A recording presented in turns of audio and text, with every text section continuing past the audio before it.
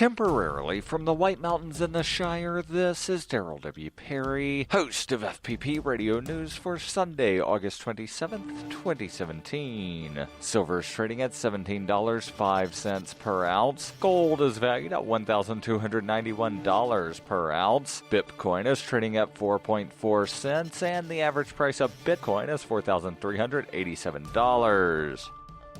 Antiwar.com reports, despite not having any stores in the country, Apple's iPhone has about 11% of the Iranian cell phone market. With that comes a wide array of cell phone applications, and while Apple does not have an Iranian app store, developers have long just put their apps for the Iranian market elsewhere. That seems to have come to an end this week, with Apple beginning a crackdown on all Iranian applications for the iPhone, claiming that any app for the market are in violation of U.S. sanctions against Iran.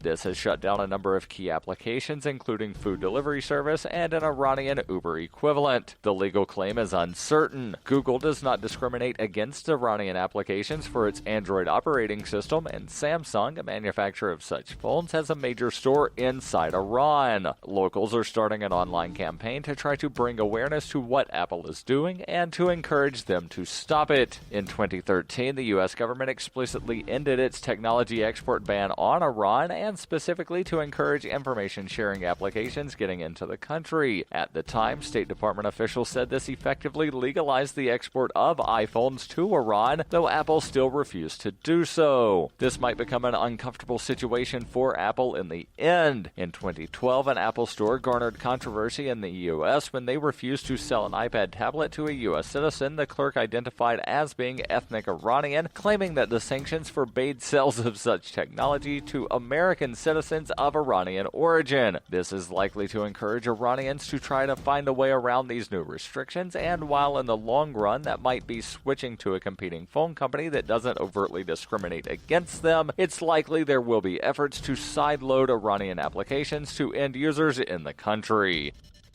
For over 40 years, Roberts & Roberts Brokerage has been a trusted source for buying and selling precious metals. Gold, silver, platinum, and palladium. They don't feed the banks. They're Bitcoin preferred and have removed the minimum purchase amount for all orders paid in the digital currency. Call Roberts & Roberts Brokerage today for knowledgeable advice on buying and selling precious metals and a forward-thinking approach to new technologies. 800-874-9760 or visit online at rrbi.co.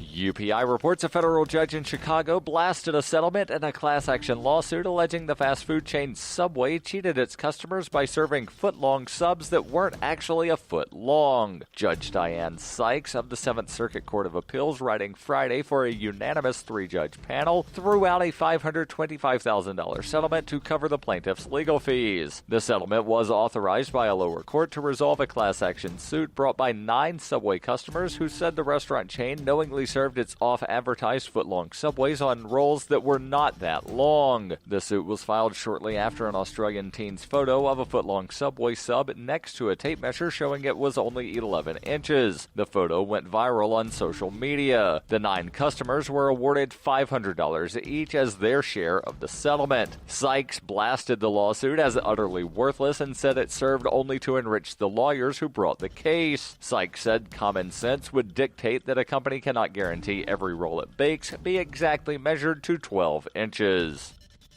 You can support FPP Radio by joining the Fans program. Fans are friends, allies, and numerous supporters. You can join the Fans program for as little as $1 per month through Patreon and get perks like ad-free versions of FPP Radio News and Peace, Love, Liberty Radio. To learn more or to join the Fans program, visit fans.fppradio.com.